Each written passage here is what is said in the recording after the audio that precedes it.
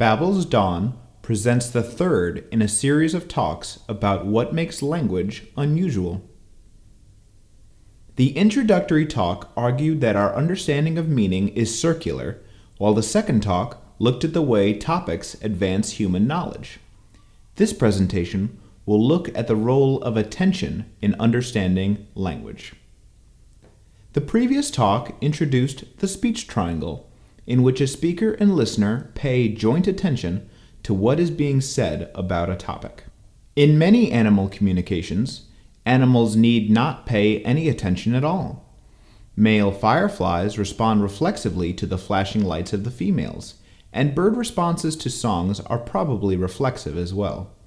The barks, yips, roars, and howls of the mammalian world can make their point without demanding close attention.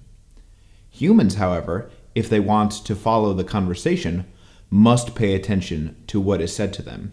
If a person does not care what a speaker has to say, the person can ignore language. Listening to language requires more effort on the part of both speaker and listener than any other form of animal communication. The listener's mind can wander, and so can the speaker's. In either case, communication breaks down. This need for continuing attention makes language a uniquely challenging form of communication. Listeners have to care about what the speaker says, and speakers have to trust the listener enough to be willing to reveal their knowledge. Let's consider the sentence, "The babe hit the ball to Cobb." To understand these words, the speaker and listener must keep shifting the focus of their attention.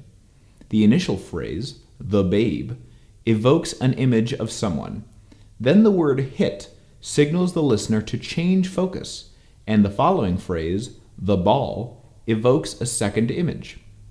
Normally it is difficult or impossible to pay attention to two things at the same time. You can focus on the babe or the ball, but even in the age of multitasking, it is hard to focus on both at once. The word hit, however, binds the babe and the ball into a single image, in which the babe is hitting and the ball is being hit. The sentence continues with to, and again the listener is primed to change focus, this time to Cobb. Understanding this sentence requires two types of actions: focusing attention on imaginary items and binding or joining the separate images together. The mental functions such a task requires are memory, attention, and imagination. These are found in other animals, but not nearly as powerfully as in humans, and, excepting recall, they are not found in computers. Sentences can be separated into focused images and binders or joins. Giving us a focused image, the babe, a binder, hit, another focus, the ball, still another join, to, and another focus, Cobb.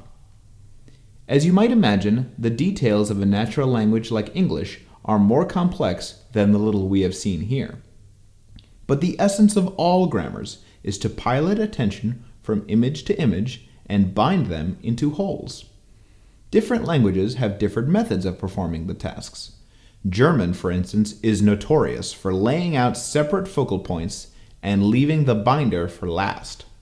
Latin allows users a great deal of freedom in organizing the focal points, but all these languages still use pilots and binders as their means of being understood.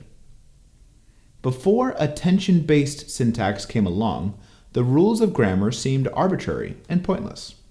Now it is clear that in every case, the basic facts of a language's syntax arise from the need to pilot attention and bind the different focal points into a whole.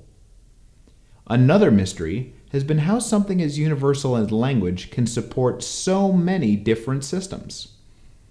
We can now see that syntax can vary enormously because there are no innate syntactical parts of speech and no inevitable binding priorities. Cultures are free to develop any possible piloting and binding system.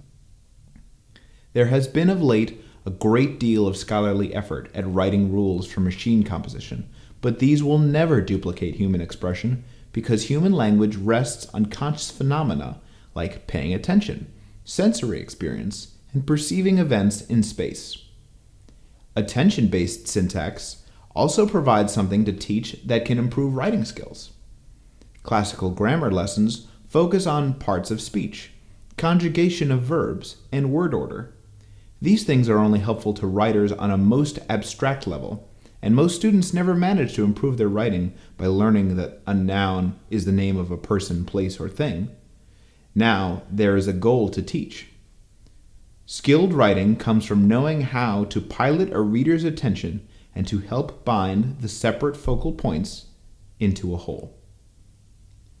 A writer trained in attention-based syntax can base grammatical decisions on an understanding of what must be accomplished, base rhetorical decisions on a fuller knowledge of the range of possibilities, base prosodic decisions on an understanding of what can be dropped or added without eroding a sentence's ability to be understood, and base unconventional decisions on an understanding of how language can stretch without losing the listener.